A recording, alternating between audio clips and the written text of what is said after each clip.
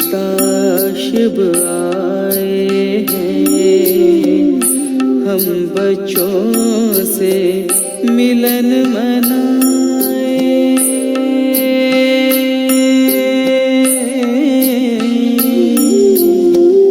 हम बच्चों से मिलन मनाए, पावन सुख बरसाए हैं, पावन सुख बरसाए हैं। परम धाम के रहने वाले परम पिता शिव आए हैं, परम पिता शिव आए हैं।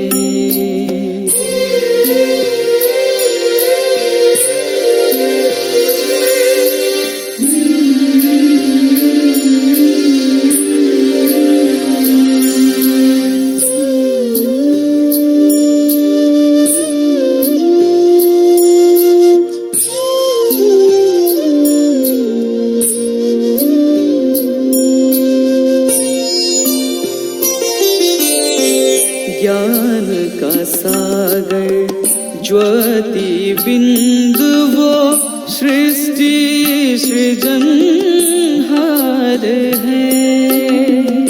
भाग्य विधाता हम पे करते लाखों लाखों उपकार है।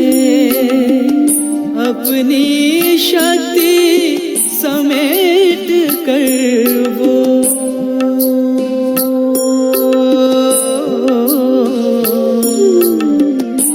अपनी शक्ति समेट कर वो इस धरती पर आए हैं।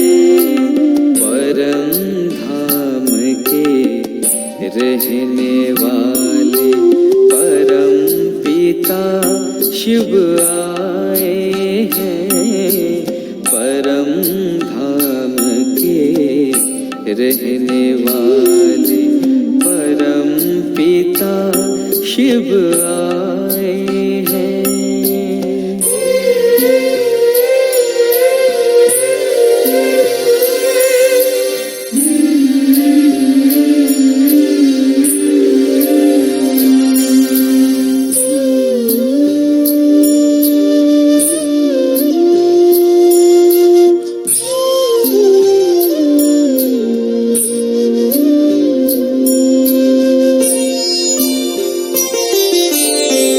जग को जन्नत बना रहे हैं, दिव्य प्रकाश फैलाए।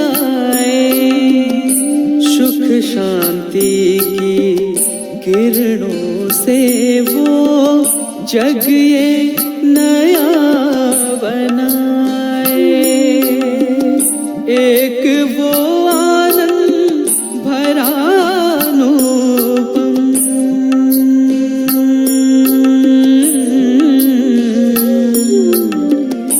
एक वो आनंद भरा अनुपम उपहार ये लाए हैं, उपहार ये लाए हैं।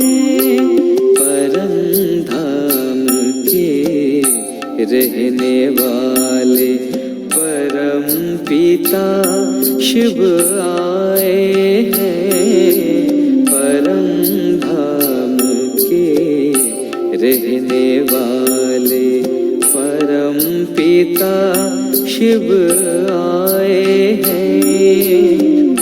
हम बच्चों से मिलन मनाए,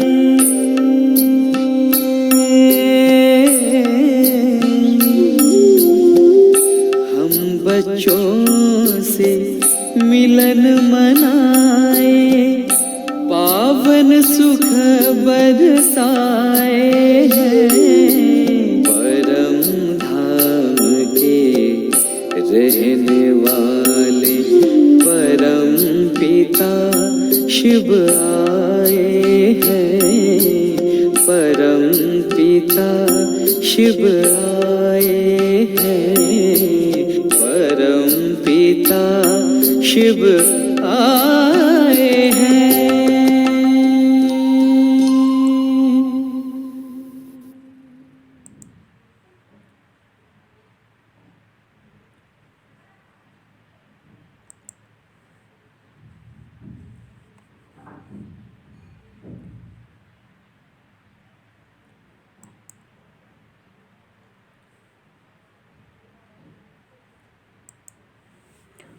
ओम शांति। आज 13 मई 2021 की बाबा की साकार मधुर महावाक्य सुनते हैं। बाबा कहते हैं, मीठे बच्चे, तुम ब्रह्मा मुख वाले ब्राह्मण हो। तुम्हें ही बाप द्वारा ज्ञान का तीसरा नेत्र मिला है। तुम अभी ईश्वरीय गोद में हो। प्रश्न, अद्वैत राज्य जहाँ दूसरा कोई धर्म नहीं, उस राज्य की स्थापना का आधार क्या है? उत्तर, युगबल। बाहुबल से कभी भी अद्वैत राज्य की स्थापना हो नहीं सकती। वैसे कृष्ण के पास इतनी शक्ति है जो अगर आपस में मिल जाए तो सारे विश्व पर राज्य कर सकते हैं, परंतु ये ला नहीं कहता। विश्व पर एक राज्य की स्थापना करना बाप का ही काम है। आज गीत बजा है, छोड़ भी दे आकाश सिंहासन, आ जाओ इस पाप की दुनिया में। ओम शांति। बच्चों को ओम शांति का अर्थ तो बहुत ही बार समझाया है। ओम यानी मैं कौन? मैं आत्मा। ये शरीर हमारे आर्गन से। मैं आत्मा परम धाम की रहने वाली हूँ। भारतवासी पुकारते हैं कि हे दूर देश के रहने वाले आओ, क्योंकि भारत में अभी बहुत धर्मग्लानि दुख हो पड़ा है। आप फिर से आकर गीता का उपदेश सुनाओ। गीता के लिए ही कहते हैं शिव बाबा आइए, क्योंकि वो सब का बाप है।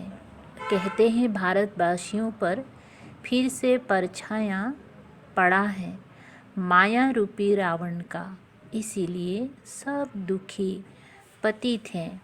पुकारते हैं रूप बदल कर आइए, अर्थात मनुष्य के रूप में आइए। तो मनुष्य रूप में आता हूँ। मेरा आना दिव्य अलौकिक है। मैं गर्भ में नहीं आता हूँ, मैं आता ही हूँ साधारण बूढ़े तन में। तुम बच्चे जानते हो, मैं कल्प कल्प अपना निराकारी रूप बदलकर आता हूँ। ज्ञान का सागर तो परम पिता परमात्मा ही है। कृष्ण को कभी भी नहीं कहेंगे। बाप कहते हैं, मैं इस साधारण तन में आकर तुमको फिर से सहज राजयोग सिखा रहा हूँ। जब दुनिया पतित बन जाती है तब मुझे आना पड़ता है।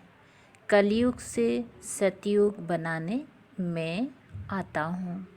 ब्रह्मा विष्णु शंकर का चित्र भी है।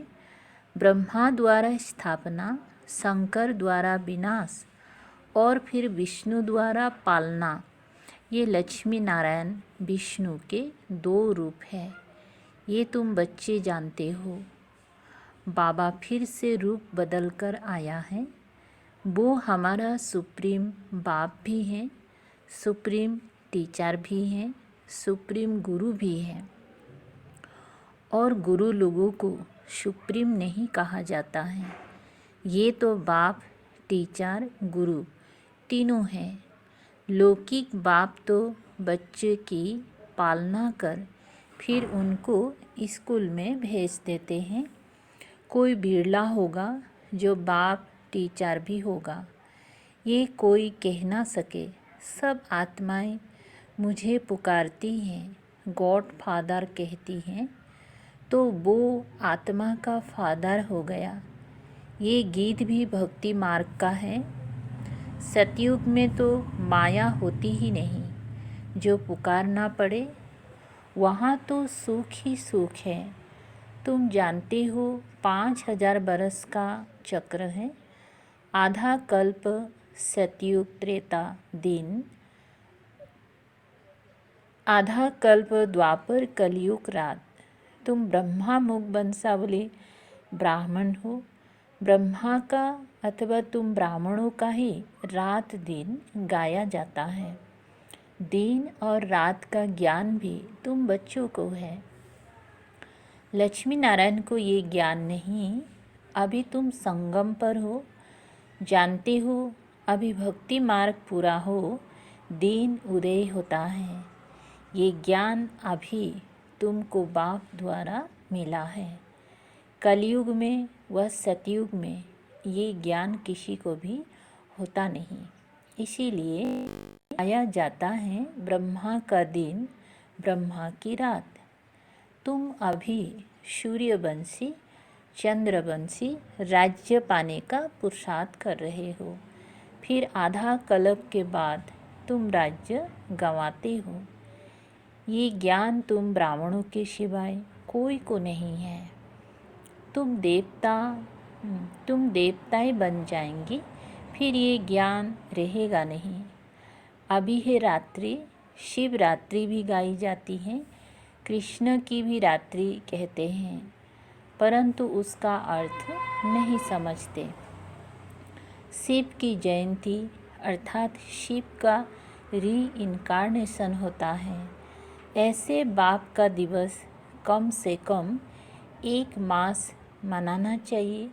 जो सारी सृष्टि को पतित से पावन बनाते हैं, उनका हॉलीडे भी नहीं मनाते हैं।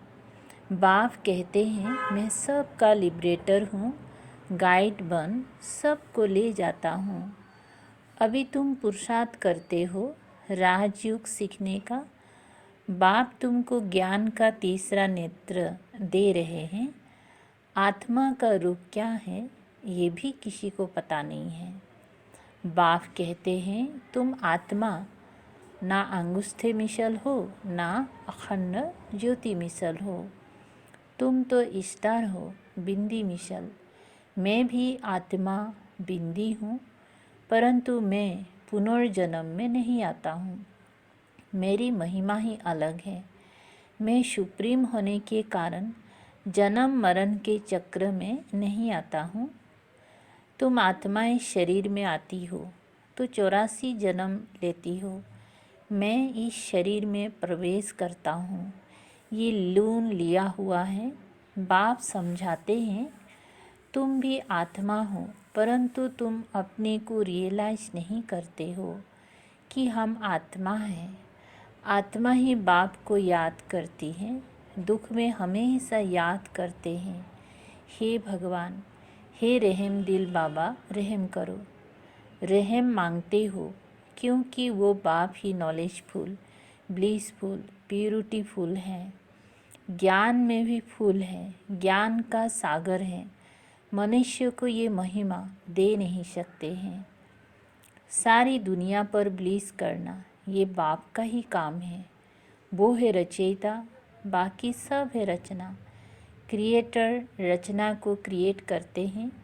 पहले स्त्री को एडॉप्ट करते हैं, फिर उनके द्वारा रचना रचते हैं, फिर उनकी पालना भी करते हैं, विनाश नहीं करते।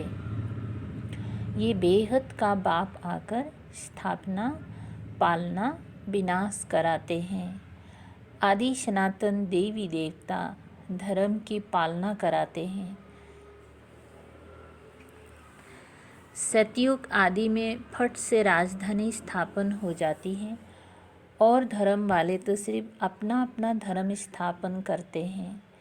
फिर जब लाखों करोड़ों के अंदाज में वृद्धि हो जाती है, तब राजाएं होती हैं। अभी तुम राजधानी स्थापन कर रहे हो। युग बल से तुम सारे विश्व के मालिक बनते हो।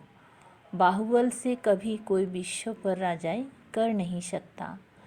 बाबा ने समझाया है, क्रिश्चियन में इतनी ताकत है, वो आपस में मिल जाए तो सारे विश्व पर राज्य कर सकते हैं। परंतु बाहुबल से विश्व पर राज्य पावे, ये लॉ नहीं कहता। ड्रामा में ये कायदा नहीं है जो बाहुबल वाले विश्व के मालिक बने। बाप समझाते हैं, विश्व की बादशाही युग बल से मेरे द्वारा ही मिल सकती है। वहाँ कोई पार्टीशन नहीं है।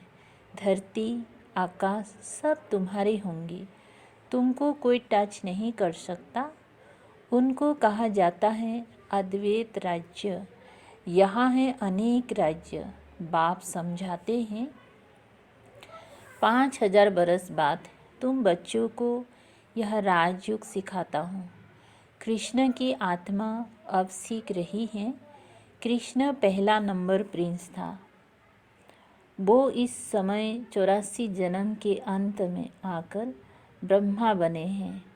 ये बच्चों को समझाया है सृष्टि का चक्र कैसे फिरता है। बाप फिर से स्वर्ग की स्थापना कर रहे हैं। अनेक धर्म विनाश होने जरूर हैं, एक धर्म की स्थापना हो जाएंगी। भारत ही 100% साल्वेन धर्म श्रेष्ठ था। देवताओं के कर्म भी श्रेष्ठ थे। उन्हों की ही महिमा गाई हुई है। सर्वगुण संपन्न पहले पहले पवित्र थे, अभी पतित बने हैं। फिर बाप आकर स्त्री पुरुष दोनों को पवित्र बनाते हैं। रक्षाबंधन का उत्सव इतना क्यों मनाते हैं, ये कोई को पता नहीं है। बाप ने ही आकर प्रतिज्ञा ली थी कि अंतिम जन्म में तुम दोनों पवित्र रहो।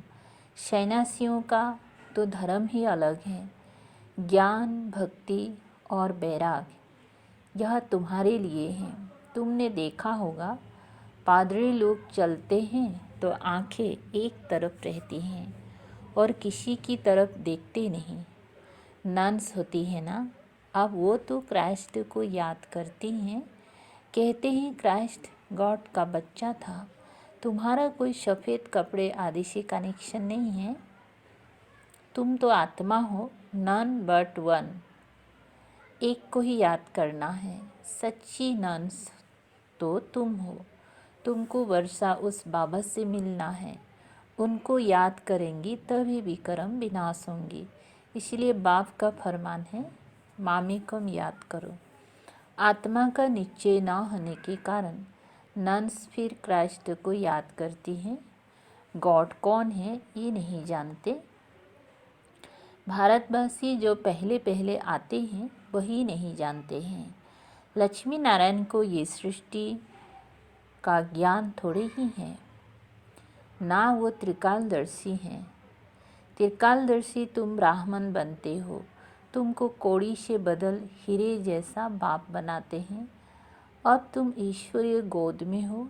तुम्हारा यह अंतिम जन्म बहुत अमूल्य है।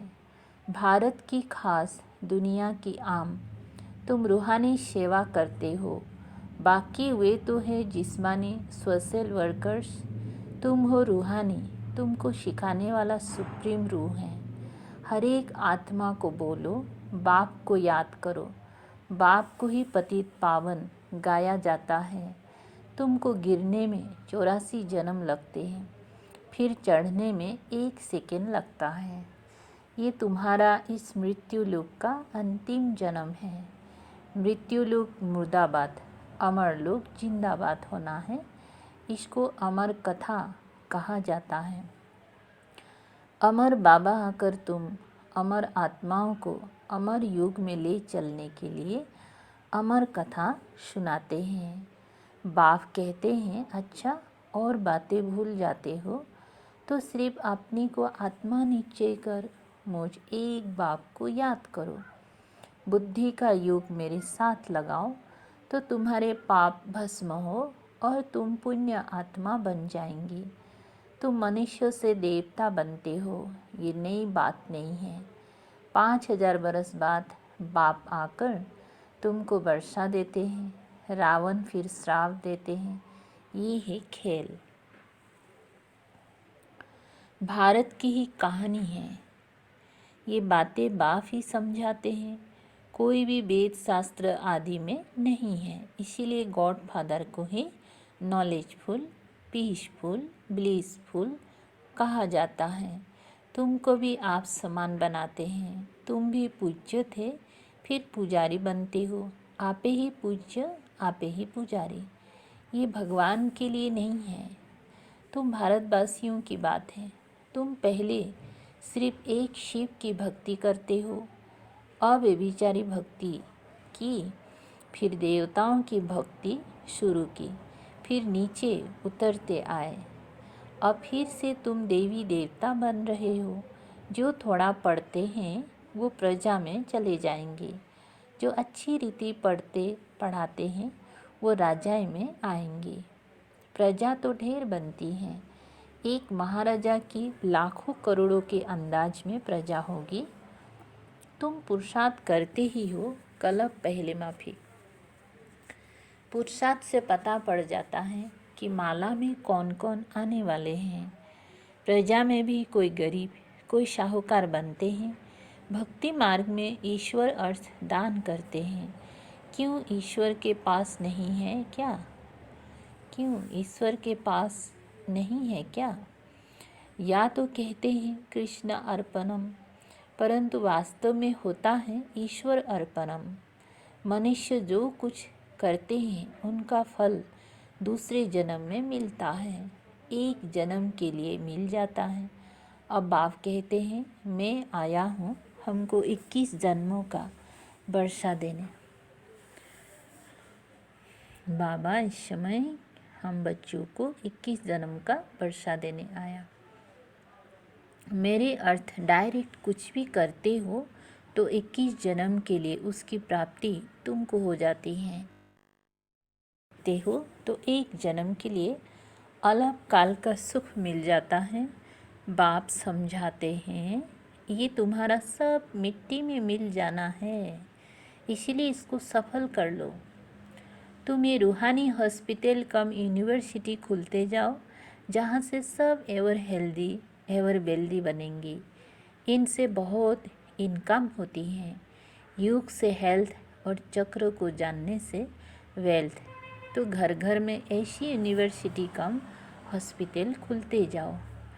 बड़ा आदमी है तो बड़ा खोले, जहाँ बहुत आ सके। बोर्ड पर लिख दो, जैसे नेचर क्योर वाले लिखते हैं। बाप सारी दुनिया की नेचर बदल प्योर बना देते हैं। इस समय सभी इम्प्योर हैं।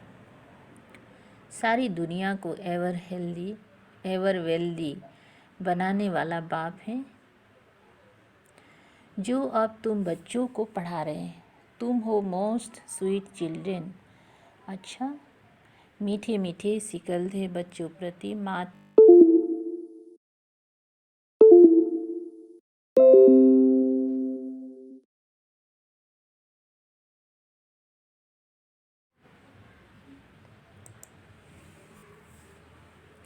मीठे मीठे सिकल थे बच्चों प्रति माता पिता बाप दादा का याद प्यार और गुड मॉर्निंग। रूहानी बाप की रूहानी बच्चों को नमस्ते। हम रूहानी बच्चों की रूहानी बाप दादा को याद प्यार, गुड मॉर्निंग और नमस्ते। नमस्ते, शुक्रिया बाबा, थैंक यू। 1 नंबर सार, अपनी इस अमूल्य जीवन को रूहानी सेवा में लगाना है। खास भारत आम सारी दुनिया की सेवा करनी है। 2, अपना सब कुछ सफल करने के लिए डायरेक्ट ईश्वर अर्थ अर्पण करना है। रूहानी हॉस्पिटल और यूनिवर्सिटी खुलनी है। वरदान है संपूर्ण समर्पण की विधि द्वारा सर्वगुण संपन्न बनने के पुरुषार्थ में सदा विजयी भव। विस्तार है संपूर्ण समर्पण उसे कहा जाता है जिसके संकल्प